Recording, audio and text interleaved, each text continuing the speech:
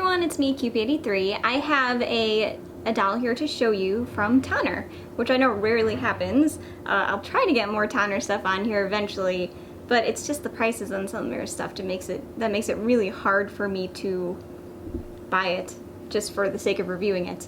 So this is a Tanner Sindy doll. It's Sindy's TV Dream. I found this, or I bought this rather, because they all went on sale. Tanner lost the licensing to produce these and sell these, so they put them on like massive discount. So this at full price was at least $100, if not more. I got it for $35, which is pretty much the price it's worth. Well, I would say you can go up to $50 on it, but it is nowhere near $100 worth of product. However, that being said, I think it's so adorable, and for the price, it's totally worth it. So let's talk about Sindy. You can find these secondhand, by the way, eBay, doll stores. So that's why I'm reviewing it, because even though Tanner themselves can't sell them anymore, there's still plenty out there to be had. So if this is something you're looking for, you know, don't get discouraged just because Tanner isn't selling it. You can still find it elsewhere. So this is Sindy's TV Dream.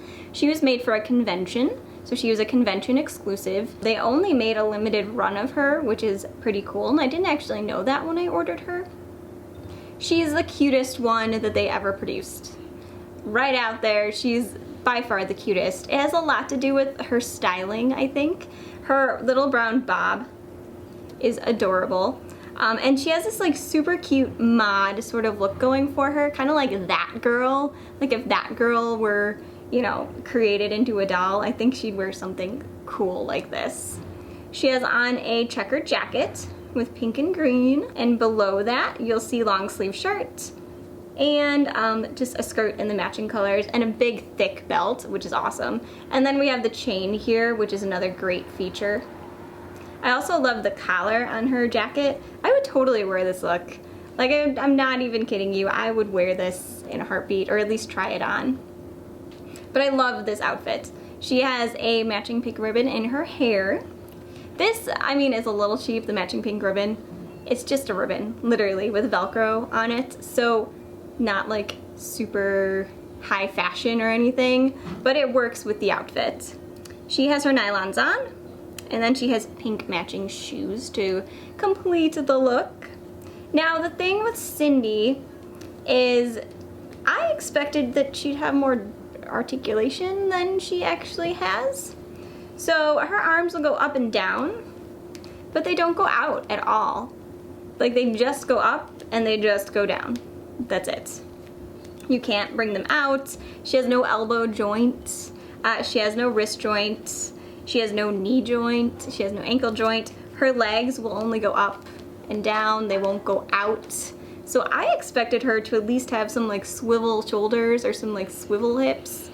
One nice feature that she does have though, she has a twist and turn waist. So at least she can like go dance or something. Like she can go dancing at the disco or whatever.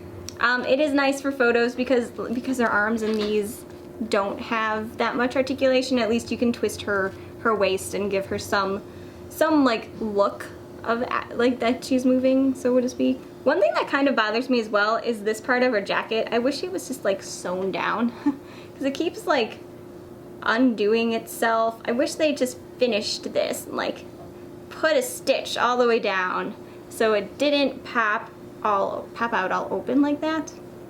But what are you gonna do? This is my first Sindy. For some reason, like I've never stumbled upon Sindy in the United States. I don't know if you guys have more luck with that. I've never personally found a Sindy at a sale or garage sale, so this is my first one. She has an adorable little face. Now, I think Tanner cut some corners with the eyelashes. They're real eyelashes, but there's nothing like delicate about the eyelashes. It literally looks like a row of hard, thick lashes that they stuck in her head and then trimmed, and that's it. They're kind of uneven, they're very hard. It's like they were glued before they were, you know, put in her head. It just is not high quality lashes at all.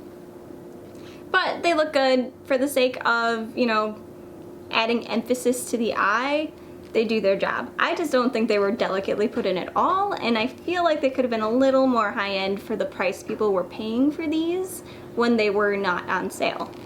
She has cute little chubby cheeks, a little pointy chin, not a ton of makeup. I love the side glance that her eyes have, which is one of the features I've always liked about this particular like version of Sindy, the one that it was recreated from. She's made of a combination of vinyl and hard plastic, which makes her really like hard. Her face is, it's not like a thin vinyl, like it is literally like a rock. It's super thick and very, very hard. There's really no other way to describe it. But it was super surprising when I took her out of her packaging and discovered this. I thought she'd have a more like softer vinyl. Same goes for her arms and her legs. Her head, speaking of articulation, is much better articulated than her arms and her legs. Her head can go up, it can go down, it can go left, it can go right. At least her head is articulated nicely. She has some weird looking hands, which I just discovered. It's almost like they're too small for her arm. I don't know if that's a character trait of the original Sindy, but it's a little weird. It's like a little cartoonish, like she has like a cartoon hand. It's kind of strange, but adorable in the same light. So that is Tanner's Sindy. Like I said, if you can get her for a good price, I say anything 50 or below, it's a good price for her. Then she's a great doll. If you're a Sindy collector, you can find her cheap, you should totally buy one. If you're looking for just a sturdy play doll, you can find this one at a cheap price, totally worth it. But as it stands, at the price they were trying to sell her at, which was upwards of $70, you know, this one I said was like $100 at least. I don't know if she would have been worth that price.